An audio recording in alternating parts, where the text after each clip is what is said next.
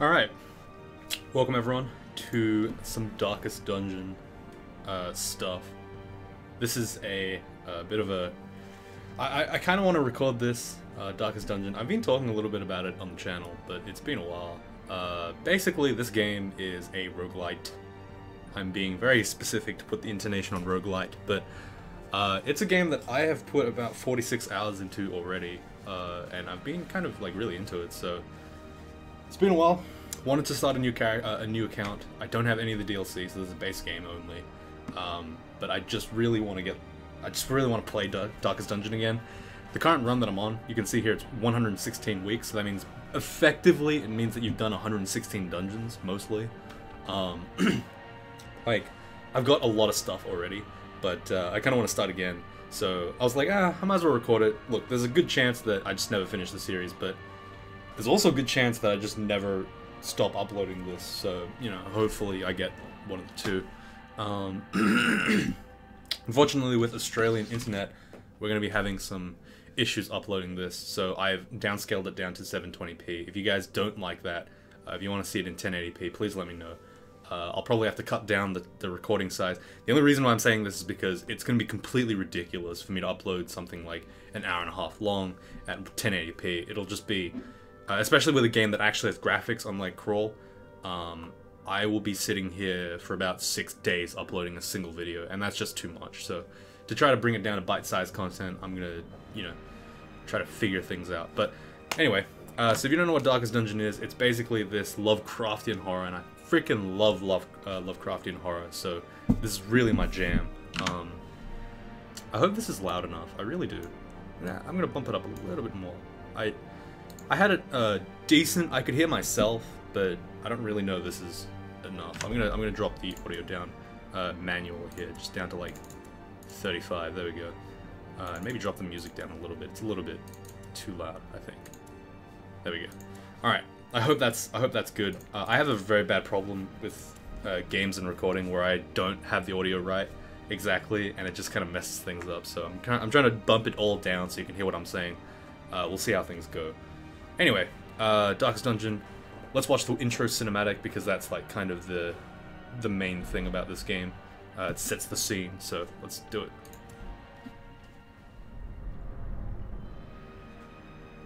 Oh, didn't work. Hey, let's... Is it because I pressed a button? Ruin has come to our family. You remember our venerable house? Opulent and imperial, gazing proudly from its stoic perch above the moor. I lived all my years in that ancient, rumor-shadowed manor, fattened by decadence and luxury. And yet I began to tire of conventional extravagance. Singular, unsettling tales suggested the mansion itself was a gateway to some fabulous and unnameable power. With relic and ritual, I've bent every effort towards the excavation and recovery of those long-buried secrets, exhausting what remained of our family fortune on swarthy workmen and sturdy shovels. At last, in the salt-soaked crags beneath the lowest foundations, we unearthed that damnable portal of antediluvian evil.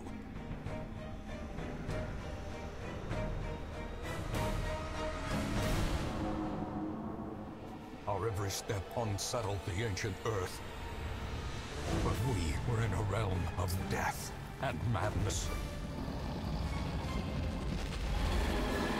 In the end, I alone fled laughing and wailing through those blackened arcades of antiquity, until consciousness failed me.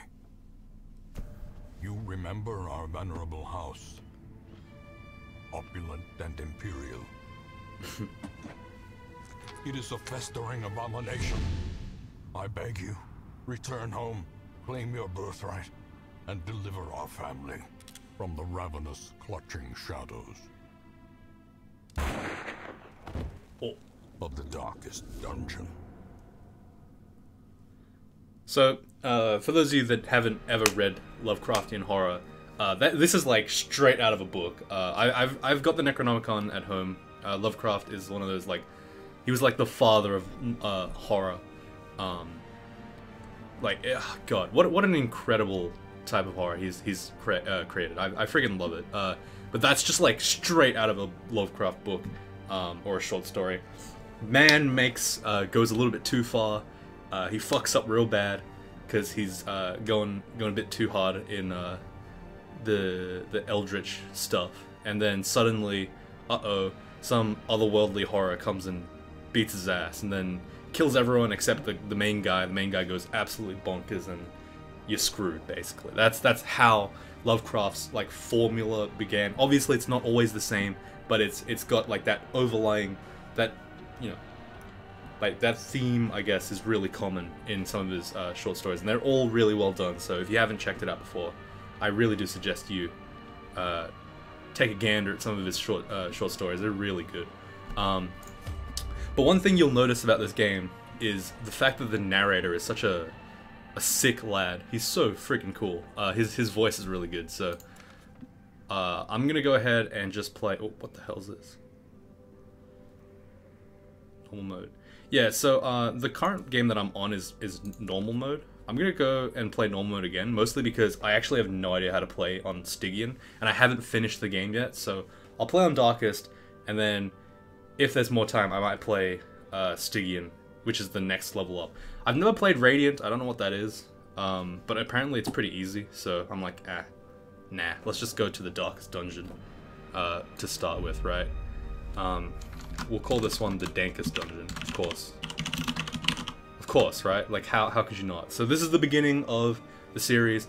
I know I say that I don't know, I don't finish a lot of series that aren't crawl, but this one, I don't know. We'll see if we can. I'll try very hard.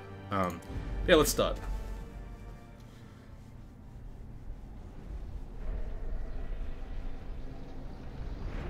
A wheel!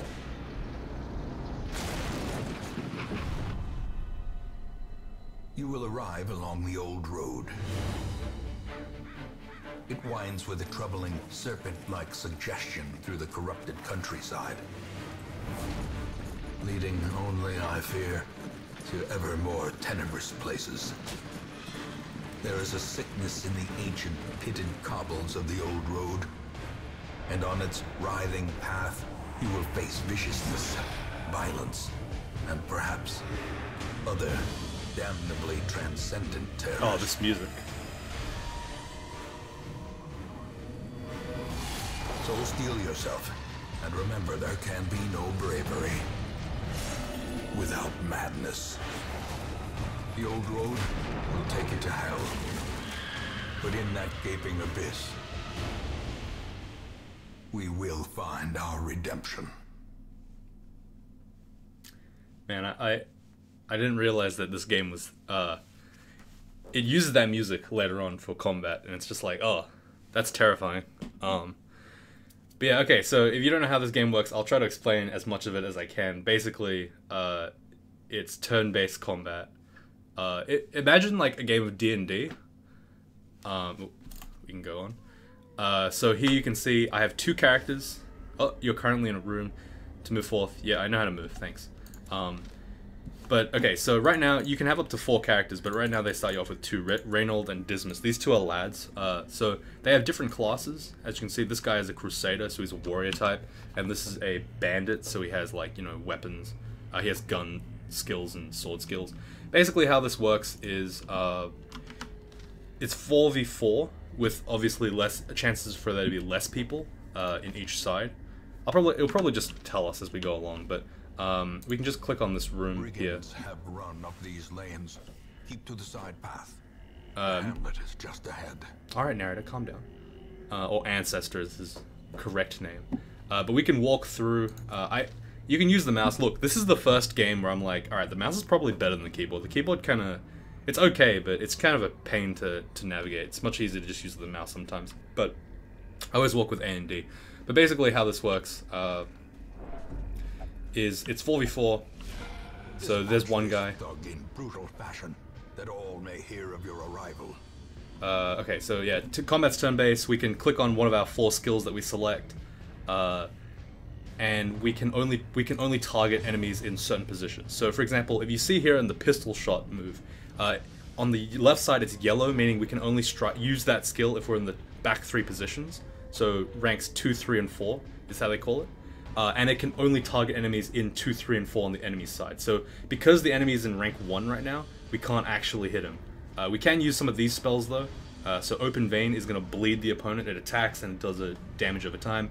Grape Shot is a, as you can see that on the right side, the red 3 lines in the positions 1, 2, and 3 are linked, meaning it hits in AoE. So these two abilities, I keep calling them spells because of League, but basically, there's only one guy there, so we can't use any of these moves. Also, turns are based on your speed, so this guy's really fast. How do I switch to this guy? Yeah, this guy's kind of slow, so he's got 1 speed, so he's gonna go probably last. This guy's gonna go second. But yeah, you can start off just by hitting him with Open Vein. So that'll check against the bleed resist check. You can see his bleed resistance down there is 0 in the right hand side. So I just bleed him, and you can mouse over that. It says 2 damage per round, 2 turns. And here's Reynold. He's got 4 abilities. Smite, which is an attack. Zealous Accusation hits the front 2 ranks. Stunning Blow stuns a guy if it lands, but it does a lot less damage. You can see that the damage modifier is minus 75% compared to just no damage modifier on Smite.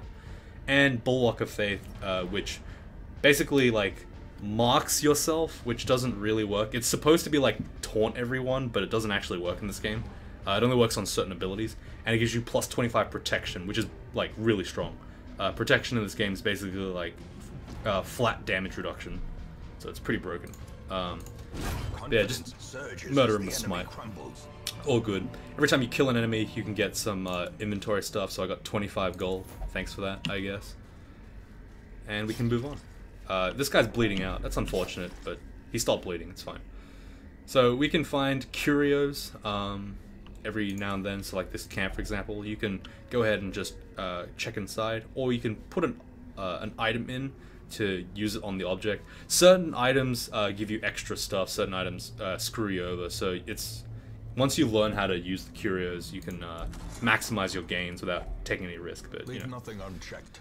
There is much to be I usually use the wiki to check those. All right, so an ambush. Oh, we got ambushed. Vermin a message. Hello. The rightful owner has returned, and their kind is no longer welcome.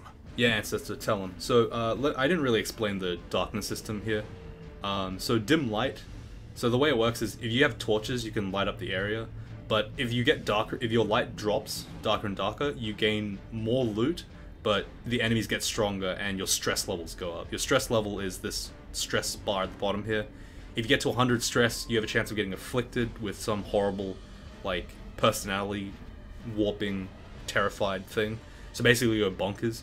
And if you get to 200, you have a heart attack and you are on death's door. So we won't see that for a while, but I'll explain that when it gets there.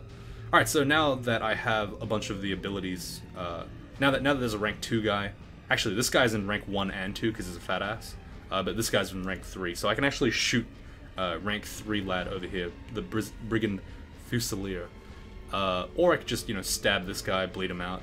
There's a bunch of things you can do. You can grape shot, which will hit both of these guys. You can see this little plus thing here, but I'll just probably shoot the gunman at the back. He's a spooky dude. He's gonna hit us with blanket fire. He's got AoE. We dodge it though. It's all good. And I'll probably just go ahead and stun this bloodletter here. And he resisted it. That sucks. He's got a 50% stun resist. So holy dicks! All right, the first time we get hit, he's already been crit. So this is really good for us. We're obviously in great position now to die. So this is gonna be good.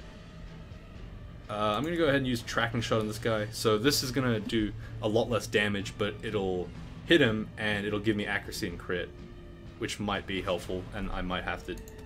I just have to pray, kind of, because... Yeah, this lad might actually die, like, just straight up. This is real fun, so that's good. Diminished. Alright, so that guy shot us again. I've got less dodge now. That's really not quite good. I actually don't know what to do now. Alright, so let's just go ahead and just smite him, I guess. I could use the protection buff, but because that's gonna reduce our DPS, it might actually just straight up kill us. It might not help. This bleed's gonna definitely bleed us into hell, so this is not good. Alright. Well, I hope that Reynold doesn't die in our first run. That's gonna suck. Okay, that's awkward. Just, come on, kill this bloodletter, hurry up, holy shit. Alright, we're gonna get killed. We're actually gonna die here. This is so bad. Holy shit, Reynold. No. Oh god. Oh, is the AI gonna, like, save us, protect us, keep us alive? Holy shit, please. We just have no choice, we just have to kill this guy. Okay, thank god. Alright, so when most monsters die, other than, like, slimes and ghosts, I think, they leave corpses, and these are obstacles, so they take up slots, meaning you can, you can't attack over this guy, so he's stuck in rank 1 and 2 now. Alright, in before Reynold just straight up dies. Like, this is gonna be freaking sad. He's gonna just die, and I can't do anything about it.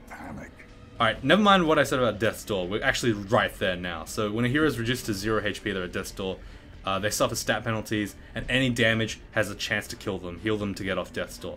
So you can heal them by giving them food to heal, like, 1 or 2. That's not really gonna help me right now, because, I'm gonna get killed. By this bleed, and I can't actually in combat, so that sucks. So what I will do here is, it looks weird, but notice how this guy can't actually hit anyone in rank 3. I'm going to move forward 1 tile. Normally that's considered a bit of a waste, but what that's going to do is it's going to let Demise here shoot the Fusilier, like so. And that's going to give us a victory. Success so clearly. That's terrifying. Okay, so after you've completed the requirements of a quest, you have the option to return to town at any time. Just click the crest. You don't need to return to the starting room. So once you finish, you can just leave. I'm going to continue adventuring because there's actually a chest here. But first I'm going to heal this guy up in case he dies to bleeding.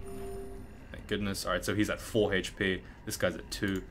And we're just going to go into this trap chest. It's going to blight us. That's fine, we can just leave. And there you go, that's our first campaign. We got $5,000 from it. Nice. All this stuff becomes treasure. We got a heirloom, so heirlooms can be used to upgrade buildings. Our boys got to level 1 each. You click on these things. Alright, so this Reynold here is a nymphomania, so he'll heal his stress in the brothel. That's good. This guy does more damage to undead and is less stressed by undead. Also very nice. So now we're in the main town. This is where we chill out. Welcome home, such as it is.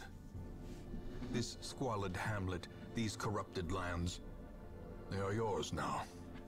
Alright. You are bound to them. Yes, I know, Ancestor. Thank you very much. Okay, so, oh, what the hell? What's going on here? H to get contextual help for controls in that mode. What? Oh, wow. I had no idea. Alright, so, yeah, you can check character sheets. So this, like, it's like D&D kind of, or pressing, you know, Shift 5 on a character in Crawl. You can click on buildings, so these things do all these things. I generally know what everything is anyway. So you can recruit new heroes here. These guys come for free. Soldiers and outlaws, fools and corpses. You can upgrade them. All will find their way to us now that the road is clear. Thanks, Ancestor. Appreciate it. Don't worry. Like, if you're worried about missing out on these lines, don't worry. He repeats them every fucking day, so it's fine. Like, I'm not too stressed about that. So you can upgrade these with heirlooms. You can see here I got some to start with. But the game seems to have locked a couple of things. So the tavern, the sanitarium, abbey, guild, blacksmith. These ones are all locked off. You can only go to the graveyard, view a fallen dudes. We'll end up here, covered in the poisoned earth, awaiting merciful oblivion. And this is the memoirs. You will know the tragic extent of my failings. So this basically just tells you about, like, it just lets you watch the cutscenes again, so it's not very helpful. The only thing that's really important is the stagecoach right now. So we have access to the Vestal and the Plague Doctor. I actually don't they don't cost anything, so you can just put them in your... Better laboratory than the blood-soaked battlefield. Yeah, so it's basically telling you to upgrade this. You basically can always grab new guys, but you're limited by your roster size over here. You can upgrade the roster size by increasing the hero barracks to 12. I'm going to go ahead and do that.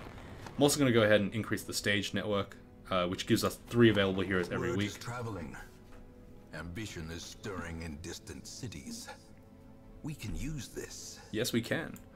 So what that means is basically we get more heroes available every week, and we can hire more. It's very important to do that because between missions, your character is going to get more and more stress. So you can see here, yeah, calm down, alright game? I'm trying to explain it to the audience, alright? Chill out. I get it. You can also rename these guys. I won't rename them yet because I'll let you guys name them if you want. Yeah, so if you guys want me to name someone something, or you want to insert yourself into this game, feel free to. I'll just rename everyone into whatever they want. You can be the guy, part of this like group if you wish. That's kind of the fun of this, which is why it was popular for certain people to stream it. You can just kind of add subscribers and stuff, but I'll probably do that as well. Anyway, so you can see here the quirks. This is the mutation set, basically. So I get 10% extra damage with the torches above 75%, but I'm also God-fearing, which means I only pray in town for stress relief, and I'm prone to stealing items. This is pretty bad. But yeah, this stress level, I'm at 31 of 200 stress. This stress doesn't go down unless I pay to go to the tavern, the tavern or the abbey to reduce stress every week. But if I go in to reduce the stress, I can't use that character for the week. So you need to have a good roster available, and you need to be able to rotate them. So here's some more of my quirks: hard noggin, stun resist, speed, extra damage against undead, can't gamble. This plague doctor here has fast healer, increasing scouting chance in the warrens, plutomania, and slow draw. This is kind of bad. These two are pretty bad actually. So manic for money basically means if you're looking at a curio that might have money in it, they'll just automatically run into it like a moron, so they might kill themselves, getting trapped or something. Slow draw just basically means they're gonna probably not go first ever on the first round. And this is my this chick has +2 speed if torches above 75 and can only gamble and is believes she's possessed by demons. Okay, also what I'm going to do is I'm going to go ahead and switch the palettes of all these characters to my main normal ones because I just like them. Demise, you're normally red, right? Yeah, I like my red outfit. Plague Doctor lady, you're normally this color, and you, young Vestal, is normally the white color. So how this works is you can look at the skills for each character. So the Plague Doctor here is a backline support. So she tends to love to be in rank 4, usually. I put her in rank 4. And the Vestal is the healer of the group. So she has access to Divine Grace, and you can later unlock Heal Party. These kind of suck for her right now, but that's fine. We got kind of unlucky with our draw. She normally should have like, you know, Judgment. I quite like having that on my Vestals. But she's like a dedicated healer. In this game, unfortunately, healing isn't super amazing, but whatever, it's fine. Okay. Of madness and morbidity. Your work begins. Yes, it does. So this is the quest area. There's 4 areas that you can do the quest in, and then this is basically Zot, Darkest Dungeon. You need to be about level 6, I believe. Yeah, level 6 for this. But there's Ruins, Warrens, Weald, and the Cove. So Cove is like Shoals, Weald is like, it's kind of like, what would it be like actually? I don't know. It's kind of like Swamp, I would say, sort of. Warren's more like, yeah, Warren's is kind of like Swamp, and it's all like pigs and stuff you fight, pigmen. Weald is like mushroom dudes. It's like the Enchanted Forest kind of, but dark. And Ruins is sort of like Vaults. You kind of fight a bunch of various enemies. But the first thing you get is a short apprentice thing, meaning there's no rests involved. All we have to do is explore 90% of the rooms. We get 3,000 gold, 4 crests of honor, and a Blight Charm. Blight Charm is an item that you can put on one of these slots. Every character has 2. But now I can just kind of drag my characters over into their respective slots. red hook. This is the initial starting thing. So if you have a certain position layout, so say I put it like this, it's not going to say red hook, but if I put it in this exact position, they give you a title for it. So that's certain presets. It's really interesting for me to go and explore and see which ones I've managed to stumble upon. So it's really interesting. But yeah, let's go ahead and do this quest. It's been about 25 minutes, so... Measured now in gold, later in blood. In blood. Wow. You want to take different supplies depending on what region you're going to. Yeah. So you always bring food and torches. Food's going to get you extra health, and it also... You're actually required to eat food every so often, or based on these certain random food tiles that you walk along the dungeon. So you need to have enough food to be stocked. It's also good for general regeneration. And you also need torches to keep that light level up, like I was talking about. You can do dark runs where you just don't do torches, but it is a lot more risky, and you're going to take a lot more damage. But yeah, generally you want to take a certain... you want to know roughly how much food you'll take. So they say to take 8 food, 4 torches. I'll just do that. You can also take bandages. I take 1. Now the reason why you wouldn't buy like just all of the things in the shop is just because your money will go down, and you usually spend a lot of your money on upgrades and, you know, stress healing all your characters. So you will be strapped for cash if you do like me and try to keep everyone healthy and happy and topped up. So be careful. Alright, first area is the ruins. So the ruins is basically like the area that we lived in before, or the ancestor lived in. And we have to explore all these, or 90% of these rooms. We'll probably explore all of them just to go through. But as you can see, we've got our badass crew lined up. Healers and supports in the back, melees and stuff in the front. Here's a curio, just get a free torch. Measure, awarded to the brave and the foolhardy alike. So there's my, there you saw my light level actually went down to dim, so I just clicked it, put a torch up, and it instantly gave us... How did you go first? You have slow draw. What? Everyone else's speed is faster than you. How the hell are you going first? That's ridiculous. Anyway, so right now she's got Disorienting Blast, which is a really good stun. You can stun like everyone in the back line. Or you can use Noxious Blast, which is like poison, but it works really well against the undead. I'm just going to go ahead and do that on maybe this guy. These Skelebones aren't really too spooky right now. They're pretty weak, actually. And here's our healer. Why is she stressed already? What the hell happened? She doesn't have the normal move that she... I normally have this move, Judgment, which lets you kind of just strike at anyone, but she doesn't have that right now. So she can heal, she can stun, and she can debuff someone with a bit of damage. So I'll just go ahead and do that. Oh, look at that. In Radiance, brilliant. May we find victory. So this guy's gonna take 4 damage in the next turn. Holy shit, that's a lot. How do you have that much? That's insanity. That's a lot of blight. So he's gonna actually die before he gets to have his turn. You can see here he has a little 1 here that tells you that he has a turn left. So he's actually gonna die immediately. I'm gonna go ahead and focus the other guy down. With impunity. And he just explodes. And Reynold doesn't even get a play. That's unfortunate, but whatever. This expedition at least promises success. Alright, so there's an unlock strong box here, so just sitting there, it's open. There's no traps or anything. I'm just gonna go ahead and pick it up. Shovels, nice. Bandages to stop bleed, and gold. Alright. So here you can see we just scouted. Scouting is basically like exactly what it says. It's a random mechanic that I think is based on...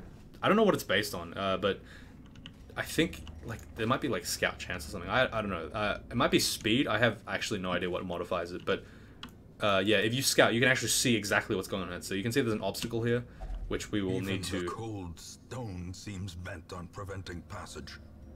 We need to shovel it to get rid of it. And there's going to be a battle coming up ahead, so you could prepare or do something, but there's no real preparation that this party needs. Alright, so, these guys are just bone dudes, they're just regular melee guys, but this lady here is a cultist acolyte, and what she does is she's called a stress dealer, and she basically will just constantly stress my team out if she stays alive for too long. So generally the idea is kill the stress dealer first. Singular strike. Oh, look at that big hit. So one of the things I freaking love about look, we got stressed out. Yeah, there we go. There's 19 stress on us. Thank you very much. One of the things I love about this game is the fact that stress is so strongly tied to like good things and bad things happening in the game. If you crit, your stress on your team is gonna go down. If you get crit, your stress is gonna go up. So if I illuminate here, I'm just gonna get rid of her. But that bumps the torch level up. You can see here that in the dim light, we have extra stress. So all the stress damage we take is gonna get increased.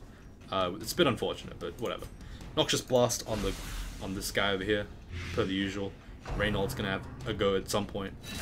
Ouch, got Graveyard Slashed. So we're at 15 health on Demise. I'm just gonna go ahead and just... So this guy's gonna die next round. I don't need to actually focus him, he's taking 4 damage a round anyway. I'll just smite the guy in front. I missed him, god damn it. Reynold, come on man. Do your job. Noxious Blast. So, it looks like she's the damage dealer, so it looks like Bourneville is the damage dealer of this class, but she's actually not supposed to be. Oh, I just realized she's supposed to be in slot 3, because Incision here, you can only use it if you're in rank 3, and you can only stab the front too, but... Does she have an ability that's like at the back? Yeah, I wouldn't be able to use Illumination otherwise, so I kind of need that. Nah, whatever, it's fine. Hand of Light. Huh, I could also use that. I've never used those spells, those skills at all. Just because they're not that useful, to be honest. Just stab him up. Open veins, even though he's got no blood. Hit him with Illumination, maybe. Boom, look at that. Damn, and we also get up in Radiant Light as well. Alright, nice. Just killed him real quick. These nightmarish creatures can be felled. They can be beaten. Radiant Light, go to 100. So you can just click on it, add a torch. Increases your torch light level by, I think, 25? Yeah, 25. So we can go up or we can go to the right. I'm just going to go right. There's no real difference, to be honest. If we scouted, we'd know which one's more advantageous, but right now it's just RNG. So here's another curio. So what happened there? I accidentally clicked. You son of a bitch, Reynold. So what happened is, he's got Kleptomaniac, so what he did was he's like, oh, automatically go in. You can actually choose to interact with the curio, but he decided to go for it himself. Then he's a Kleptomaniac, so we stole it, and we just don't get any of that shit. So the party doesn't get any of it, so he's an asshole, basically. Make sure to keep the Radiant Light up. You wanna avoid going too dark, mostly because you get destroyed otherwise. Alright, so we got surprised, meaning our entire party got shuffled, which is really bad. So, for example, Reynold now can't do shit. All of his stuff is in rank 2, so he has to just kind of move his ass up. And similarly, well, technically the Vestal here, Baudry, she's actually got better off, because she can now use Hand of Light against the enemies, which is not bad, so that's fine. But generally, again, you don't want to really care about the melee as much. Usually the Bone Arbalist or someone in the backline tends to be the more dangerous guys. There's very few exceptions to that. But yeah, so now she can't heal, for example. She can't use Dazzling Light either. So we need to kind of shuffle her to the back, sort of. And just shuffle Reynold back to the front. It's a bit unfortunate that this happened, but whatever. Can't do much. So I can use Hand of Light here to just kind of destroy someone. 15% damage. Or I could just use Illumination. Hopefully kill this soldier. Didn't work. It's unfortunate. I'm trying to kill him because he does a lot of damage. These guys just strike, but Bone Arbalist here can just start shooting from the back. He can also hit my back line. So yeah, look, I can't use any skills. I have to just kind of move my ass up. It really sucks to be shuffled like this, but it's unfortunate. Whatever. So I can Noxious Blast here on one of the 2 front lines, or I can Plague Grenade here for the same amount of damage. Plague Grenade actually hits both rank 3 and 4, but we've never seen a rank 4. I think I'll just do that now. That'll blight him, so he'll die. So we crit, yeah, look at that. We got a little bit of stress healing. Very nice. Oh, it's cool. I came first again. So here's Noxious Blast. Or Pow, deal 1 damage, and also Blight. It's nice poison-based damage. I like it. I could use Grape Shot Blast here, but this guy's gonna die anyway. This guy's gonna also die anyway, so there's no point. Just go ahead and probably Open Vein on one of these guys. Wow. Alright, so he's gonna die in 2 rounds, but I'll just finish him off with Hand of Light, hopefully. Nope, didn't work. That's fine. I don't even know what Hand of Light is. It's just like some slight damage thing and a light debuff. Alright, so friggin' Reynold's still in the back. He's just got to move his ass up. It's just so slow. So what does this do? It debuffs them with minus 20% damage and 7 accuracy. Okay, that's fine. Yeah, we'll just hit him with that, I guess. Sure. Bah. Open vein, just stab him. There we go, nice and easy. Got a nice loot thing here, evasion incense. So this is an occultist thing, so it's a different class. We don't have that yet, but he's another healer slash mage type. Gives him 8 dodge, but at the cost of minus 1 speed. You can switch to the map and go back to default party order. You'll automatically shuffle your characters, or you can use the move back and forth to manually do it yourself. So this is another curio, a holy fountain. I'm pretty sure this is like a good thing, so I'm just gonna go ahead and... Oh, there's holy water here. Maybe I can just... So I can like drag this over, click it, and I get divine benefit. I healed up for 12. Nice. So, and I stress healed a lot. Wow, that was great. So I added the curio to this thing, and I have a feeling that I increased the healing and stress healing of what I would have ordinarily got. I just clicked on it, so that's pretty good. Usually, you'll it's intuitive what the curio interaction is. Some things don't have curio, like you can't just interact with it with extra stuff. But certain things are pretty obvious, like a fountain. You put holy water in it, boom! Suddenly you get better benefits. It's not bad. Alright, let's continue on. Probably should keep the light at radiant if we can. Interestingly, they brought us down to... Oh! So this is our friggin' money-hungry lady. The plague doctor, he decides, or she decides to go and just like automatically touch the thing. Meaning we can't increase it with any like thing we have, but there's nothing in here that can actually increase the drop rate of this. But we got 10 food and gold. She doesn't have kleptomania, she's not going to go ahead and steal it, that's good. But look, you can just go ahead and eat a bunch of food, regen all our health out of fights. Just very helpful. I know that we have like a ton of food, so I can just waste it all. Or not waste it, but just use it all. Very helpful for us.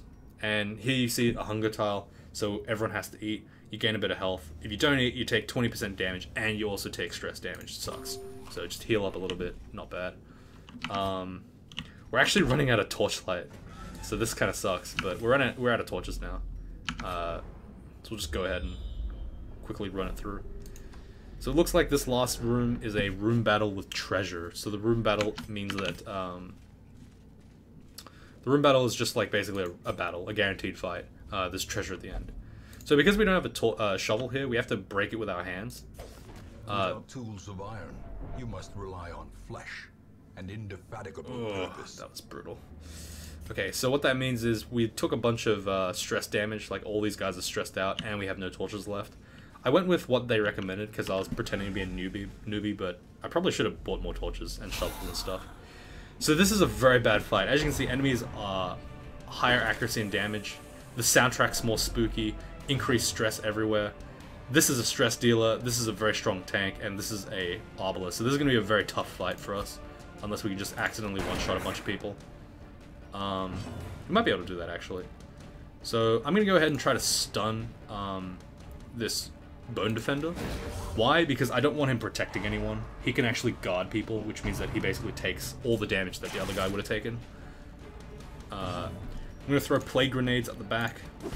Try to hit their backline with some of that poison. So this stress dealer guy that threw the goblet of blood at me is now going to just instantly die. Great. Bone Obelisk will eventually die as well. I'm going to go ahead and smite the Bone Soldier. Another abomination cleansed from our lands. Absolutely, cleansed from our lands. That's what I like to hear. I'll go ahead and just tracking shot, I guess, on this Bone Obelisk. Just to increase my damage. Not bad. Throw another plague grenade on the back line. Why not? So that's going to stack Blight, so now he takes 8 damage per round. We're trying to do that so that the Bone Obelisk just dies on his own. Unforgiving. So now, after he takes his shot, he's actually dead, so that's great. We just leave him now. And we can just continue to stun people. This Bone Defender, however, because we stunned him last turn, has stun resist for 1 round. Meaning we probably can't stun him. But if we have enough stun chance, we can actually just stun him again, even if that's the case. But we'll play like we are respecting the stun chance levels, so we'll just illuminate him instead. It's going to drop his dodge down to 0, but his protection is still there, so it kind of sucks.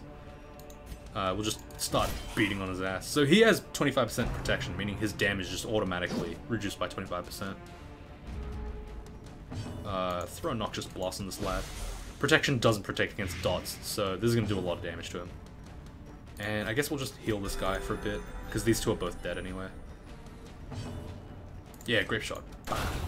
Ooh, look at that. Double kill. Nice. So he killed a couple of guys, so he gains a little bit of stress healing. I like it. We've got a bunch of extra treasures. We can continue the quest, or return to the hamlet. We'll continue the quest because there's a free treasure here. There's no key or anything that we have in our inventory, so we can't actually increase it. There's a chance this is trapped. Yeah, it's trapped. Unlucky. Got blight. That's fine. Just leave. We don't take any blight damage. And we get a whole bunch of gold, so 3,600, the 3,000 on top. And we get some heirlooms, these crests specifically. I forgot what these are for. This is just like a general building thing. Everyone started leveling up. These guys are level 1 now. These guys are getting to level 2. And let's see what we all got. So Plutomania, Manic for money. So Reynold's a real prick. Yeah, he's a thief and he loves the money. This guy's a Tippler, so he'll only drink for stress relief. Cophobe, so if she goes into shoals, she's basically me. She gets more stressed out. But she has the bonus benefit, Fated. Any miss might become a hit. That's pretty cool.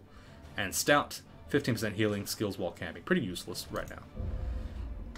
And that's week number 1. In time, you will know the yeah, here's the negative quirks. So basically, if you leave a mutation too long, it locks into place permanently, making it more expensive to get rid of. That's basically how it works. So if you try to get rid of it as quick as you can. So we unlocked the Abbey and the Tavern, which is stress healers. And so, so there's this new area. Fresh kegs, cards, and excuse me. rooms promise solace to the weary and broken alike. So basically it means that we can stress heal by dragging people into it. But unfortunately this lady only gambles. And the caretaker is taking the slot up. It's just random what he takes. So we can't put her into stress healing. So she might have to just sit it out this week or come in with half stress, which is a risk. Bourneville, on the other hand, she can just go into like the bar, for example, and just boop, for 1,000 gold, she'll sit there and she'll heal her stress away for the week. But we can't use her this round. Stagecoach, more people, nice. I'm gonna bring in the occultist. To fight the abyss, one must know it. So this guy is just like an Eldritch lad. He's got like a bunch of tentacles to fight. And the reason why people take him is because he's got this word reconstruction. So if you look at the healer, the dedicated healer for this character, for this Vestal, she's got a 3 to 5 heal and a 1 to 2 heal. This guy here has a 0 to 13 heal. So he might have a chance of just blasting your guy to max health instantly. Unfortunately, it does have a % chance to just bleed you on top of that. And it also could heal for 0 and bleed. So there's a potential for it to be terrible. But somehow this makes it so that it's really good. It gets you out of death's door really fast. So if you need really quick healing, he tends to be the best character in the game for it. Which is why he, in terms of meta, quote-unquote, even though it's a single-player game, same thing as Crawl, the Occultist actually is preferred over the Vestal as a healer. I can also get another Highwayman, I can also get another Plague Doctor. There's no reason not to pick them right now, Elusive, but evasive, persistent. Strong about the Highwayman. Just traits for a rogue. I really like this a lot more. Holy crap.